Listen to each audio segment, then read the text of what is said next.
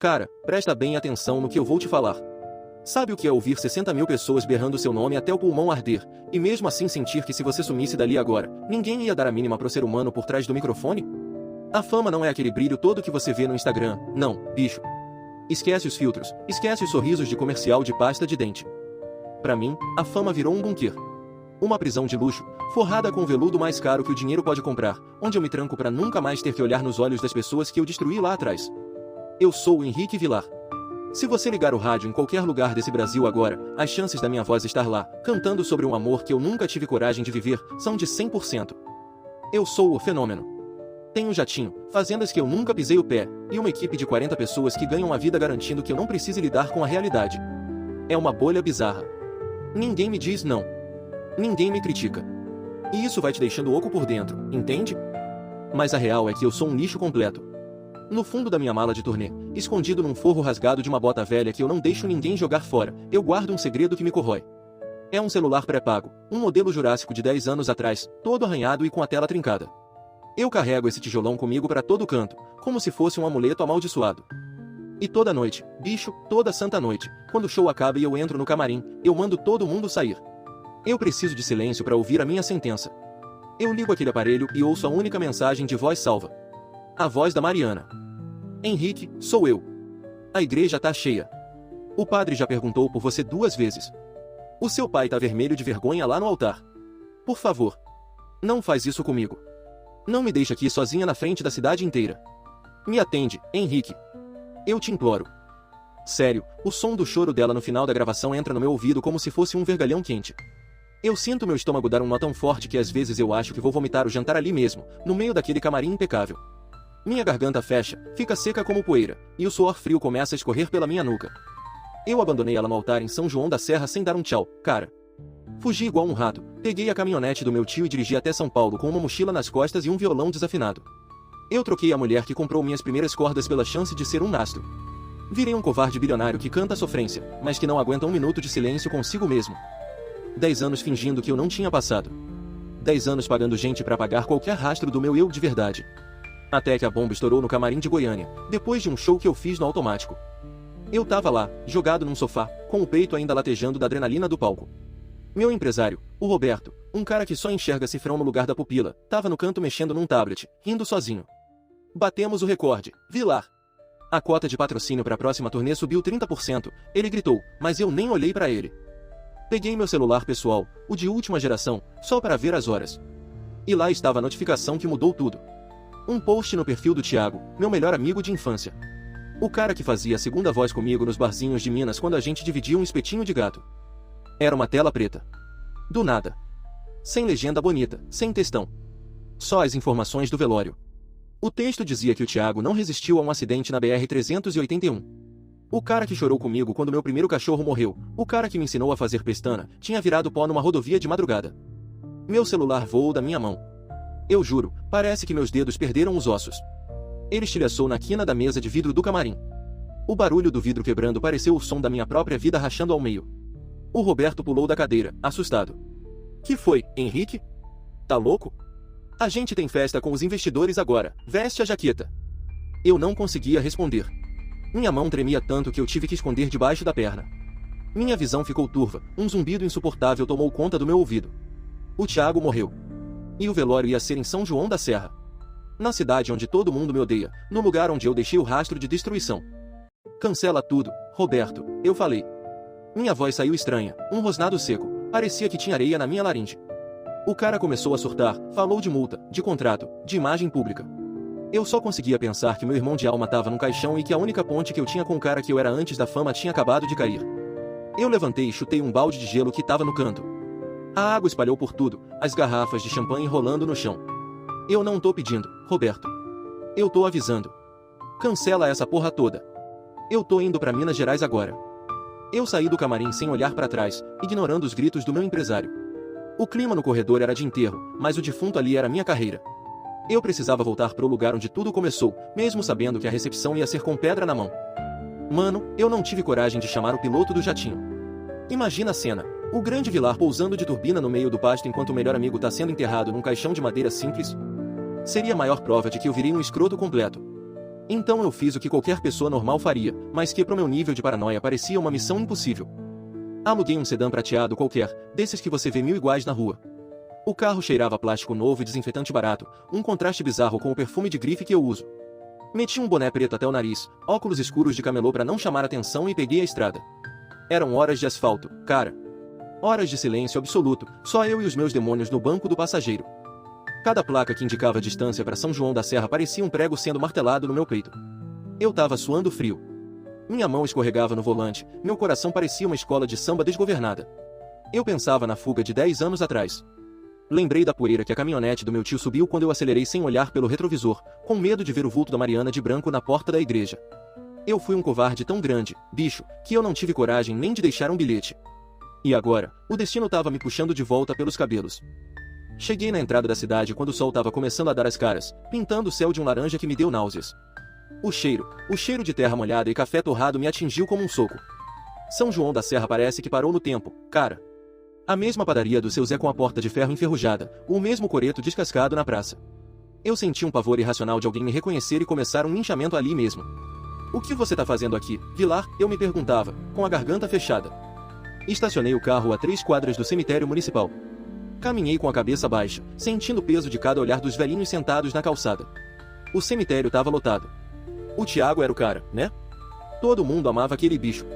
Eu me escondi atrás de um mausoléu de mármore encardido, num canto onde a sombra das árvores me protegia. Eu vi tudo de longe, bicho.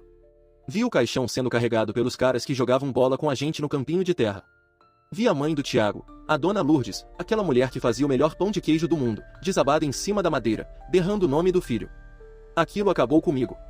Eu tava ali, a 20 metros, e não podia consolar a mulher que me tratava como filho porque eu era o traidor da cidade. Minha visão embaçou. As lágrimas estavam descendo quentes por baixo dos óculos escuros e eu nem tentava secar. Quando o enterro acabou e a multidão começou a se dispersar, o silêncio que ficou era ensurdecedor. Esperei o último carro sair do portão de ferro para criar coragem. Caminhei até a terra mexida, onde as flores estavam começando a murchar por causa do sol. Fiquei ali, parado, olhando para o nome dele na placa de metal. Tiago Rodrigues. 1993-2023. Minhas pernas falharam, cara. Eu caí de joelhos no barro. Desculpa, irmão, eu fui um merda, eu sussurrei, e minha voz saiu toda quebrada.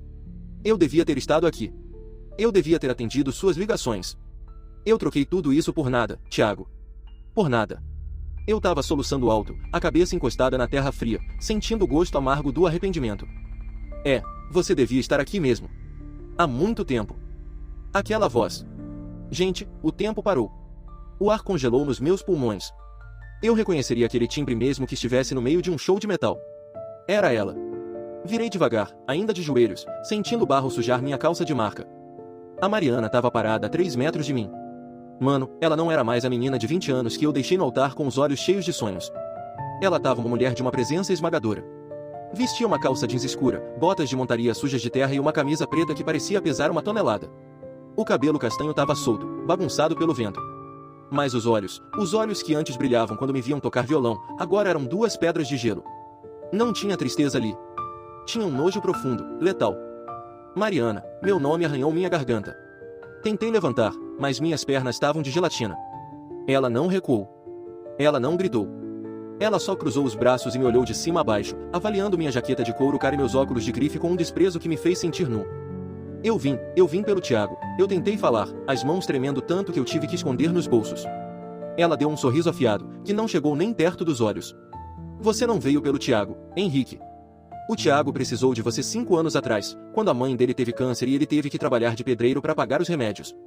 Ele te ligou. Ele implorou. E a sua assessoria disse que você estava ocupado demais com a turnê internacional. Você veio hoje porque a culpa pesou no seu travesseiro de plumas. E a sua presença aqui, sujando a terra do meu amigo, é um insulto. Cara, o impacto dessas palavras foi maior que qualquer acidente. Eu não sabia. Eu juro que eu não sabia da dona Lourdes. O Roberto, aquele desgraçado, filtrou tudo. Minha cegueira pela fama tinha construído um muro tão alto que as pessoas que eu amava estavam morrendo do outro lado e eu nem sabia. Eu não sabia, Mari. Eu juro por Deus. Se eu soubesse, eu teria mandado dinheiro, teria vindo. A gente não precisou do seu dinheiro sujo, ela explodiu, e a voz dela finalmente subiu. O Tiago ficou. O Tiago lutou. Nós sobrevivemos sem você, Henrique. Eu sobrevivi à humilhação que você me fez passar na frente da cidade inteira. Você é uma piada pra nós. Um fantasma que canta mentira no rádio. Ela virou as costas para ir embora. Num ato de desespero, eu levantei e segurei o pulso dela. Mari, espera. Me escuta, por favor. Foi o pior erro da minha vida. A reação dela foi puro instinto e fúria reprimida por 10 anos. Ela girou nos calcanhares com uma velocidade bizarra, soltou o braço com violência e a mão dela estalou na minha cara com a força de um chicote. O som do tapa ecoou entre os túmulos. Minha cabeça virou pro lado, meus óculos voaram longe. Meu rosto começou a queimar na hora, uma dor pulsante que subiu até o olho. Senti o gosto metálico de sangue na boca, o corte no lábio foi fundo. Nunca mais encosta em mim, ela sibilou, o dedo em rixa a centímetros do meu nariz. O seu tempo de explicar acabou 10 anos atrás, na porta daquela igreja. Volta pro seu mundinho de plástico, Vilar. Aqui não tem lugar para covarde. Ela caminhou com passos firmes, entrou numa picape velha e arrancou, jogando uma nuvem de poeira na minha cara. Eu fiquei lá, sozinho no cemitério, com o rosto latejando e a alma em frangalhos. Eu queria entrar no carro e fugir de novo. A vontade de acelerar até São Paulo e me trancar no meu bunker era quase invencível. Mas eu olhei pro túmulo do Tiago. E eu percebi que se eu fugisse agora, eu ia morrer de vez. Eu ia enfrentar a tempestade, nem que eu tivesse que sangrar a cidade inteira. Cara, depois do tapa no cemitério, eu fiquei ali jogado no chão um bom tempo. Meu rosto latejava como se tivesse levado uma ferroada de marimbondo e o gosto de sangue na boca me lembrava, a cada segundo, da desgraça que eu era. Eu devia ter entrado no carro e sumido. Acelerado até o motor fundir, voltado pro meu bunker de vidro em São Paulo e fingido que nada disso aconteceu. Mas o meu corpo não obedecia. Eu tava travado. Caminhei de volta pro centro da cidade, sentindo o sol de Minas queimar meu pescoço. Eu precisava de um café. Precisava de algo que me lembrasse que eu ainda era humano, e não só um fantasma de couro e óculos de sol. Fui parar na padaria do seu Zé. O lugar é o mesmo há 30 anos, bicho. As mesas de fórmica amarela, o balcão de vidro cheio de pão de queijo murcho e o cheiro. PQP, aquele cheiro de café coado no pano e terra molhada invadiu meu nariz e me deu um nó no estômago que eu achei que ia desmaiar ali mesmo. Abaixei o boné até o limite da visão e sentei numa mesa no fundo, bem no escuro. Eu tava tremendo, cara. Minhas mãos não paravam quietas em cima da mesa. O seu Zé veio trazer o café e eu nem olhei pra cara dele, só dei um resmungo de agradecimento. Eu tava ali, escondido atrás de uma xícara de louça branca, tentando digerir o ódio da Mariana, quando a porta de vidro da padaria abriu e o sino tocou. Entrou uma luz que não combinava com o clima pesado de São João da Serra. E junto com a luz, eu ouvi uma voz. Uma vozinha fina, doce, dessas que fazem você esquecer o mundo por um segundo. Padrinho Tiago virou uma estrelinha, né, mamãe? Meu coração parou. Literalmente, bicho. Eu senti o músculo travar no peito. Eu conhecia aquela voz de fundo. Virei o pescoço milímetro por milímetro, com medo do que ia ver.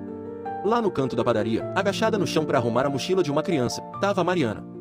Ela tava de costas para mim, mas eu reconheceria aquele vulto a quilômetros. Mas o que me destruiu não foi a Mariana. Foi a menina. A garotinha estava sentada na cadeira, balançando as pernas curtas com um vestidinho escolar amarelo. Ela devia ter uns 9 anos. Tinha a pele clara, os cabelos escuros e levemente cacheados que caíam nos ombros. E quando ela virou de perfil para pegar um pedaço de pão de queijo, eu perdi o chão. A curva do nariz. O jeito que ela semicerrava os olhos para rir. O formato do queixo. Gente, era como olhar para uma foto minha de quando eu tinha a idade dela. Era eu. Uma versão pequena e angelical de mim, mas com os olhos castanhos da Mariana. Meu cérebro começou a fazer uma matemática desesperada. 10 anos desde que eu fugi. 10 anos de abandono. A menina tinha 9. Eu senti um suor frio escorrer pelas minhas costas, encharcando minha camisa. Não pode ser, eu sussurrei para mim mesmo, mas minha própria alma sabia que sim. Aquela menina era o pedaço de mim que eu nunca soube que existia. A Mariana beijou a testa da menina e falou, sim, meu amor. O tio Tiago virou uma estrela. Agora pega sua lancheira, a mamãe precisa te deixar na escola. Minha mão, que já estava tremendo, simplesmente perdeu a força. A xícara de café escorregou dos meus dedos. Ela bateu no chão de azulejo branco com o som de um tiro. Cacos de louça voaram para todo lado e o café quente espirrou no meu pé, mas eu nem senti. Eu estava hipnotizado pela menina. O barulho fez a padaria inteira congelar. A Mariana, assustada, virou a cabeça na minha direção com o instinto de uma leoa protegendo a cria. Nossos olhos se encontraram no meio dos estilhaços. E eu vi, cara. Vi o momento exato em que o mundo dela desabou de novo. A Mariana ficou pálida, uma cor de cera, e os olhos dela se arregalaram de um jeito que me deu vontade de sumir da terra. Ela não olhou para o café no chão. Ela olhou para mim, depois para a menina, e o terror que eu vi no rosto dela foi a coisa mais dilacerante que eu já presenciei. O segredo que ela carregou sozinha por uma década estava ali, exposto no meio de uma padaria suja. A menina me olhou, curiosa, com aquela inocência que quebra qualquer armadura. Mamãe, o moço derrubou o café. Ele tá chorando? Ela perguntou. E eu tava, bicho. As lágrimas estavam descendo sem controle, lavando o sangue seco do meu lábio. A Mariana agiu por puro instinto de defesa. Ela puxou a mochila da menina com uma força bruta, agarrou a mão da criança e as escondeu nas costas dela, colocando o próprio corpo como um escudo entre mim e a minha filha. Vem, Sofia, ela disse, a voz saindo num sussurro trêmulo, carregado de pânico. Nós vamos nos atrasar. Mariana, espera, eu tentei falar. Levantei da cadeira, passando por cima dos cacos, sem me importar se estava cortando a sola do sapato. Eu precisava tocar nela. Precisava perguntar o nome dela. Não se atreva, a Mariana gritou. Não foi um pedido, foi uma ameaça de morte. A padaria inteira parou. O seu Zé estava com os olhos arregalados, começando a ligar os pontos. Fica longe de nós. Você não tem nada aqui, Henrique. Nada. Ela pegou a menina no colo, mesmo ela sendo grande, e saiu quase correndo pela porta. O sino da padaria tocou freneticamente enquanto elas sumiam na poeira da rua. Eu fiquei lá, sozinho. O grande Vilar, o cara que lota estádios, não tinha o direito de saber o nome da própria filha. Eu descobri que o Tiago não era só meu amigo. O Tiago foi o homem que limpou o choro da Mariana, que ensinou minha filha a andar, que foi o pai que eu não tive coragem de ser. A minha vida era uma mentira de ouro. E a verdade estava ali, fugindo de mim numa picape velha. Mas eu tomei uma decisão ali, no meio do café derramado, eu não ia voltar para São Paulo. Eu ia enfrentar esse inferno até o fim. Gente, eu saí daquela padaria com o peito parecendo que tinha levado um tiro de escopeta. Eu não conseguia dirigir. Fiquei sentado no banco do motorista do carro alugado, com as mãos travadas no volante, vendo o mundo passar em borrão através do para-brisa. A Sofia. O nome dela era Sofia. Minha filha se chamava Sofia e eu descobri isso por causa de um café derramado. Bizarro, né? Eu tava num estado de choque tão profundo que não percebi que meu celular tava vibrando igual um louco no console. Era o Roberto. De novo. Aquele cara é tipo um carrapato que só solta quando sente gosto de sangue. Eu atendi no ódio. O que foi, Roberto? Eu não falei pra cancelar tudo. Henrique, você tá surtado, ele gritou do outro lado, a voz esganiçada. Eu tô na porta da sua pousada com 2 advogados. A mídia descobriu que você tá em Minas. Tem drone sobrevoando a praça. Se você não sair desse quarto agora, a gente vai ter um processo de 100 milhões de reais nas costas. Abre essa porta. Eu não voltei pra pousada. Eu voei pra lá. Cheguei derrapando o carro, a poeira subindo e sujando o terno caro do Roberto que tava parado na calçada com cara de poucos amigos. Desci do carro possesso. Minha mão tremia, mas não era de medo, era de uma raiva que eu nunca tinha sentido antes. O contrato acabou, Roberto, eu falei, caminhando na direção dele. Que contrato, Henrique? Você tá maluco? A gente tem turnê até 2026. Eu entrei no quarto, peguei a pasta de couro que ele tinha deixado em cima da cama mofada e joguei na cara dele. Todos eles. Pega essas porras, volta pro seu jatinho e aciona a cláusula de rescisão. Usa o fundo de reserva para pagar as multas. Eu tô fora. Eu não sou mais o Vilar. O Roberto ficou roxo. Literalmente roxo. Você vai falir, seu roceiro de merda. Você não é nada sem a máquina. Quem você acha que vai te ouvir sem o meu dinheiro injetado nas rádios? Pode ficar com o dinheiro, Roberto. Só some da minha frente antes que eu te dê um motivo real para chamar os advogados. Eu chutei a porta e deixei ele gritando no corredor. A sensação de mandar o império pro lixo foi a coisa mais libertadora e aterrorizante que eu já senti. Minha garganta estava seca, mas meu peito estava mais leve. Mas a paz durou pouco. Eu precisava encarar a verdadeira guerra. Dirigi até a estrada de terra que dava acesso à fazenda da família da Mariana, a Recanto das Águas. O sol de fim de tarde estava pintando tudo de roxo, um cenário de música sertaneja que agora parecia um filme de terror para mim. Parei o carro na porteira. Os cachorros começaram a latir como se tivessem visto o capeta. E eles não estavam errados. 10 minutos depois, a poeira levantou. A Mariana vinha caminhando com passos pesados. Ela não estava com flores. Ela estava com uma enxada na mão, segurando o cabo com tanta força que os nós dos dedos estavam brancos. Ela parou a 2 metros da porteira, suada, com o rosto sujo de terra e os olhos injetados. Eu fui clara na padaria, Henrique. Sai daqui. Eu vim ver a minha filha, Mari. Eu sei que ela é minha. A frase saiu crua. Sem filtro. Sem produção. Ela deu uma risada que me deu calafrio. A sua filha? Você não tem filha nenhuma. Você tem fãs. Você tem gado. Mas aqui você não tem nada. A Sofia é minha. E o único pai que ela conheceu tá debaixo da terra por sua causa. Aquilo doeu. Doeu porque era verdade. Eu não sabia, Mari. Você não me contou da gravidez, eu gritei, segurando na madeira da porteira. Contar, ela explodiu. Ela deu um passo à frente e bateu com a enxada no chão, subindo uma nuvem de poeira. Eu liguei para o seu celular todos os dias durante um mês. Eu descobri a gravidez 3 semanas depois que você sumiu. Sabe o que eu fiz, Henrique? Eu peguei um ônibus clandestino, vomitando de nervoso, e fui até a rodoviária de São Paulo com uma barriga de 2 meses para tentar te achar. Meu mundo girou. Eu não sabia da rodoviária. Eu fui num show que me disseram que você ia fazer num barzinho fuleiro. O segurança me botou para fora a pontapés porque eu parecia uma mendiga louca querendo dar o golpe no cantor que estava subindo. Eu chorei no meio-fio da Marginal Tietê, Henrique. Sozinha. E você estava lá dentro, bebendo uísque e rindo com o Roberto. Minhas pernas falharam. Eu não sabia. O Roberto, aquele desgraçado, limpou os rastros. Ele me isolou de tudo para que eu não me distraísse do sucesso. Eu sinto muito, Mari, eu juro que não sabia. O seu sinto muito não paga as noites de febre da Sofia, ela berrou, as lágrimas finalmente descendo pelo rosto sujo de terra. O Tiago carregou ela no colo correndo pela estrada de madrugada porque meu carro quebrou. O Tiago ensinou ela a ler. Você perdeu o direito de ser pai quando preferiu o aplauso de estranhos. Ela virou as costas para voltar para casa. A dor na voz dela era tão profunda que eu me senti um assassino. Espera, eu implorei. Ela parou, mas não virou. O Tiago deixou uma dívida, não deixou? Eu ouvi na cidade. O banco vai tomar o centro comunitário que ele tanto amava. Ele penhorou a casa para manter o projeto social vivo para as crianças. Ela ficou rígida. O silêncio que se seguiu foi pesado como chumbo. Você quer provar que mudou, ela disse, com a voz embargada. Então prova com as mãos sujas de cimento, Henrique. Não com cheque. O Tiago morreu tentando salvar o sonho daquelas crianças. Se você quer ficar nessa cidade, honre o homem que foi pai da sua filha no seu lugar. Ela entrou em casa e o som do bater da porta pareceu um tiro de misericórdia no meu ego. Eu tava ali, sozinho na porteira, com o sol sumindo. Eu tinha o ultimato. E eu sabia o que tinha que fazer. A guerra pela minha alma tinha acabado de começar. Gente, se eu te contasse que o rei do sertanejo passou a semana trocando telha quebrada e carregando saco de cimento debaixo de um sol de 30 graus, você ia achar que é roteiro de novela das 8. Mas a real é que eu tava fazendo aquilo para não enlouquecer. Eu passei as últimas 48 horas trancado no pior quarto daquela pousada, com o teto mofado e o cheiro de cigarro barato, tentando digerir o ódio da Mariana.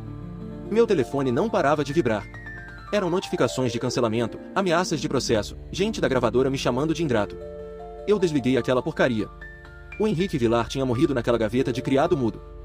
Na manhã de segunda, eu fui direto pro banco de São João da Serra. O gerente, um cara que me olhou como se eu fosse um bicho estranho, quase caiu da cadeira quando eu entrei com um boné de firma e barba por fazer. Quero quitar todas as dívidas do Tiago Rodrigues e do centro comunitário, eu disse, jogando minha identidade no balcão. O cara gaguejou, falou que os valores eram altos por causa dos juros. Não importa. Quita tudo. E bota como doação anônima.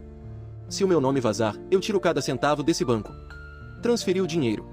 Uma fortuna que pro meu saldo era pouco, mas pro sonho do Tiago era salvação. Só que a Mariana tinha dito, não com cheque. E eu sabia que ela estava certa. Dinheiro eu sempre tive. O que eu não tinha era coragem. Fui numa garagem de usados na saída da cidade e troquei o sedã alugado por uma picape velha, toda amassada e que cheirava a óleo diesel. Meti umas calças jeans gastas, uma camisa de flanela e comprei um par de luvas de couro. Quando eu estacionei na frente do centro comunitário, o clima pesou. O lugar tava um lixo, cara. Paredes descascando, mato alto e o telhado parecendo uma peneira. Alguns pais de alunos estavam lá, tentando consertar uma cerca, e quando me viram, o silêncio foi mortal. Eles me olhavam com um desprezo que doía mais que o tapa da Mariana. O que o patrão quer aqui? Um pedreiro chamado seu Raimundo perguntou, cuspindo no chão. Eu vim ajudar na obra, eu respondi, descendo da picape. Eles riram. Uma risada de deboche, daquelas que te fazem sentir um moleque de prédio. Ajuda? Você não aguenta meia hora de sol, Vilar. Vai lá cantar pro seu jatinho, o cara continuou. Eu não respondi. Peguei uma pá, caminhei até o monte de areia e comecei a virar massa. Em 10 minutos, meu fôlego estava acabando. Em meia hora, minhas mãos, que só sabiam segurar um microfone e o uísque caro, estavam queimando por baixo das luvas. Mas eu não parei. Passei o dia inteiro carregando saco de cimento de 50 quilos nas costas. Cada passo que eu dava, sentia minha coluna reclamar, meu suor cegando meus olhos. Eu estava sangrando por dentro de tanta culpa, então a dor física era um alívio. Dona Marta, a diretora do centro, saiu da secretaria com os braços cruzados. Ela é uma senhora de 70 anos que viu minha mãe ser enterrada. Henrique Vilar, você não toma jeito, né? Ela disse, com os olhos apertados de desconfiança. Vim cobrir o buraco que o Tiago deixou, Dona Marta. De graça. Sem câmera, sem rede social. Ela me olhou por um minuto eterno. Viu minhas olheiras, meu suor, o jeito que eu tava segurando a espátula. As aulas de violão começam na sexta, às 5. O Tiago deixou o método dele anotado num caderno. Se você falhar com essas crianças, eu mesma te expulso da cidade a vassouradas. Eu assenti. Eu ia ser o professor substituto. O intruso. A semana passou num borrão de dor e calos. Eu tava em cima do telhado trocando telha com o seu Raimundo, que depois de 3 dias sem eu reclamar, finalmente me passou um martelo. Você é ruim de mira, Vilar, mas tem força, ele disse, o que pra mim soou como um drene. Mas o teste real veio na sexta-feira. Eu tava na sala de música, afinando os violões velhos e desafinados, tentando esconder meu rosto com o boné. Eu tava morrendo de medo do que ia acontecer. A porta abriu. Umas 10 crianças entraram correndo, rindo, fazendo barulho. Eu fiquei de costas, mexendo numa corda de mi, com o coração parecendo que ia sair pela boca. Senti um cheiro de sabonete infantil e terra molhada. O moço triste do café, uma voz fina exclamou no fundo da sala. Meu sangue gelou. Virei devagar. Lá estava a Sofia. Ela trazia o case de um violão menor, todo adesivado. A menina me olhou com uma curiosidade gigante, o narizinho empinado, exatamente como eu fazia quando estava confuso. Você que vai dar a aula do tio Tiago? Ela perguntou, sentando na primeira fila. Eu tive que morder a bochecha para não desabar. Vou sim, Sofia. Eu sou o Henrique, eu disse, tentando manter a voz firme. Ela franziu a testa. Você parece o cantor que a mamãe desliga o rádio. Gente, a honestidade de criança é um soco na boca do estômago. É, muita gente diz isso, eu respondi, sentindo um suor frio. Começamos a aula. Ela era esforçada, mas tinha dificuldade com a pestana no Fá maior. Eu vi o dedinho dela escorregar, a frustração crescendo no rosto dela. Ajoelhei na frente dela, respeitando a distância, e mostrei o truque de virar o pulso. Quando o som saiu limpo, ela abriu um sorriso que quase iluminou a sala inteira. Aquele sorriso foi a primeira coisa real que eu conquistei em 10 anos. Mas a paz durou exatamente 50 minutos. A porta da sala foi escancarada com uma violência que fez as crianças pularem de susto. A Mariana estava parada lá, com o rosto desfigurado pelo pânico. Ela tinha vindo buscar a filha e viu a cena, o covarde ajoelhado na frente da Sofia. Sofia! Para trás! Agora, ela gritou, e a voz dela cortou o ar como um chicote. A menina correu para trás da mãe, assustada, sem entender nada. Mariana entrou na sala, mandou a Sofia ir pro carro e trancou a porta. Ela caminhou até mim, parando a centímetros do meu rosto. Eu vi a veia no pescoço dela saltar de tanta raiva. O clima ficou tão denso que eu achei que ia faltar ar. Você é doente, Henrique? Você é um sociopata, ela sibilou. Mano, o silêncio naquela sala de aula depois que a Mariana trancou a porta foi radioativo. Dava para ouvir a respiração ofegante dela, o barulho do case do violão que a Sofia deixou no chão e o meu próprio coração martelando contra as costelas. Eu não me mexi. Fiquei ali, ajoelhado no lugar onde eu estava com a Sofia, sentindo o peso do julgamento dela me esmagar. Você é um doente, Henrique? Um sociopata, ela repetiu, e a voz dela tremeu, carregada de um desespero que me fez querer sumir da terra. Eu levantei devagar, as pernas pesando 1 tonelada, e tirei o boné. Eu estava suado, sujo de gesso da obra e com os olhos vermelhos de quem não dormia há dias. Eu não disse quem eu era, Mari, eu não pedi nada para ela. Eu só estava ensinando um acorde, eu implorei, estendendo as mãos espalmadas, mostrando os calos e os cortes. Ensinando um acorde, ela deu uma risada histérica, as lágrimas transbordando. Você se infiltra na vida dela por trás? Você quer o quê? Destruir a cabeça de uma criança de 9 anos do mesmo jeito que você destruiu a minha? Você acha que a Sofia é uma fã que você pode seduzir com uma aulinha de música e depois jogar fora quando a turnê chamar? Cada palavra era uma facada. A raiva dela era justa, cara. Era o escudo que ela construiu para proteger o que eu quase matei 10 anos atrás. Eu não vou embora, Mari. Eu já te falei. Eu rompi todos os contratos. O Vilar morreu, eu disse, tentando manter a calma, mas minha voz falhava. O Vilar não morre, ela gritou, batendo com as mãos fechadas no meu peito. O Vilar é um monstro que você criou para se esconder. Você nunca foi homem, Henrique. Você nunca teve coragem de encarar as consequências. O Tiago limpou o meu choro. O Tiago passou noites acordado embalando a Sofia para eu conseguir estudar. E agora que ele morreu, você aparece querendo troféu. Ela desabou. A força da raiva deu lugar a uma dor dilacerante, um choro primitivo que parecia que estava saindo das entranhas dela. Ela caiu de joelhos ali mesmo, no meio dos banquinhos das crianças, cobrindo o rosto com as mãos. Ver a Mariana naquele estado, destruída pela minha simples presença, me quebrou por dentro. Eu ajoelhei na frente dela, mas não encostei. Eu não tinha esse direito. Enfiei a mão no bolso interno da minha camisa de flanela e puxei o celular velho de flip. O aparelho jurássico, com a carcaça descascada, parecia um objeto alienígena ali no meio. Coloquei ele no chão, entre nós dois. A Mariana parou de soluçar por um segundo e olhou pro aparelho através das lágrimas, confusa. Sabe o que é isso, Mari? Eu sussurrei. Ela não respondeu, só me olhou com um pavor renovado. Eu abri o celular, naveguei pelo menu lento e apertei o play na única mensagem salva. O som abafado, cheio de ruído e interferência, preencheu a sala. Henrique, sou eu. A igreja tá cheia. O padre já perguntou por você 2 vezes. Por favor. Me atende, Henrique. Eu te imploro. A Mariana prendeu a respiração. O rosto dela ficou paralisado, uma máscara de choque absoluto. Ela reconheceu a própria voz de 10 anos atrás, o desespero da menina que ela foi. Eu ouço isso toda santa noite, Mariana, eu disse, e as lágrimas começaram a queimar meu rosto. 3.600 dias. Eu nunca apaguei. Eu nunca troquei de aparelho. Eu carreguei essa bateria todos os dias, em todos os hotéis de luxo, em todos os jatinhos, como se fosse a minha única corda com a realidade. Eu usei a sua dor como castigo. O Roberto trocou meus números, ele barrou suas ligações, mas eu guardei essa mensagem porque eu sabia que a minha vida inteira era uma fraude sem você. Empurrei o celular para mais perto dela. Eu não vim aqui para tomar o lugar do Thiago. Eu sei que eu não valho o que ele valia. Mas eu prefiro passar o resto da minha vida varrendo essa escola para ver a Sofia de longe a viver mais 1 minuto sendo o astro de plástico que você desliga no rádio. Eu tô aqui, Mari.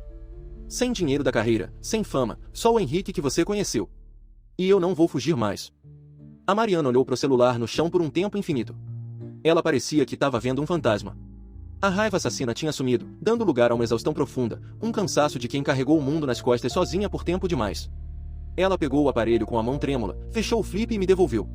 As coisas não se resolvem com um ato de contrição, Henrique. O passo vai ser o meu. E se você tentar acelerar isso, eu sumo com ela para onde você nunca vai achar. Ela entrou no carro e saiu, mas deixou um rastro de esperança que me fez trabalhar até as 9 da noite. O Henrique Vilar bilionário teria mandado uma empresa fazer tudo em 2 dias.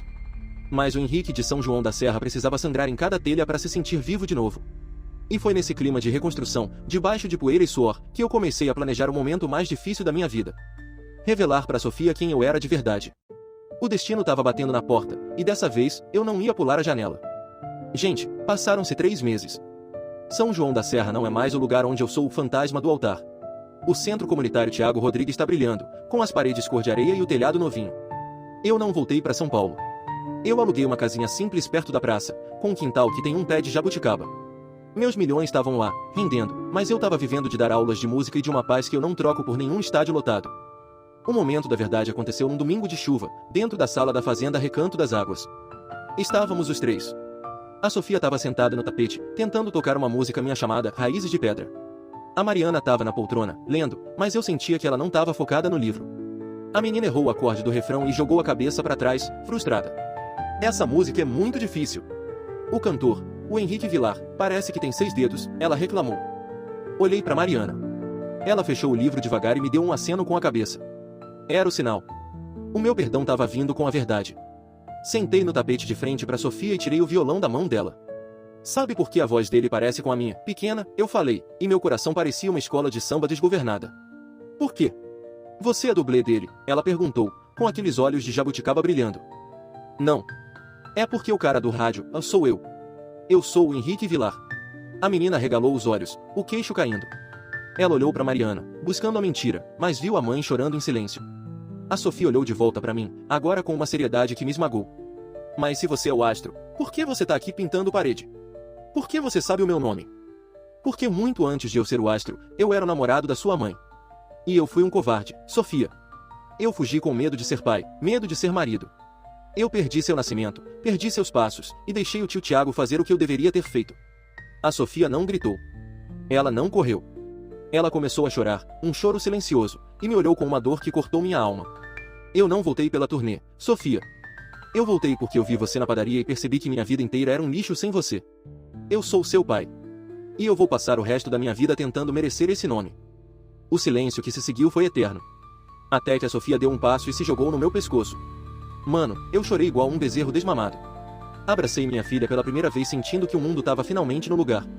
A Mariana ajoelhou no tapete e abraçou nós 2, e ali, no meio daquela sala simples, o Henrique Vilar bilionário morreu de vez para dar lugar a um homem de verdade. No aniversário do Thiago, nós não fizemos luto. Fizemos festa. Montamos um palco em cima de um caminhão na praça de São João da Serra. Não teve venda de ingresso. Tinha churrasco, a cidade toda reunida e o seu Raimundo na primeira fila com a dona Lourdes. Eu subi no palco, sem luzes de neon, sem fogos de artifício. A Sofia subiu comigo, sentou num banquinho com o violão do padrinho e a gente cantou junto pro céu de Minas. Não teve paparazzi, mas a verdade ecoou pela serra. Eu perdi milhões em multas de contrato, perdi a fama nacional, e nunca fui tão feliz. A fama te tranca num bunker dourado, mas o amor te ensina a carregar saco de cimento para reconstruir o que você quebrou. Se você sentiu essa história bater direto no peito e sabe que perdoar é difícil, mas fugir é a pior das covardias, comenta Recriar aqui embaixo. Vamos saber quantos acreditam que raízes de pedra sempre sobrevivem ao inverno. Quando o arrependimento é real, deixa seu like, compartilha com quem precisa de uma segunda chance e até a próxima.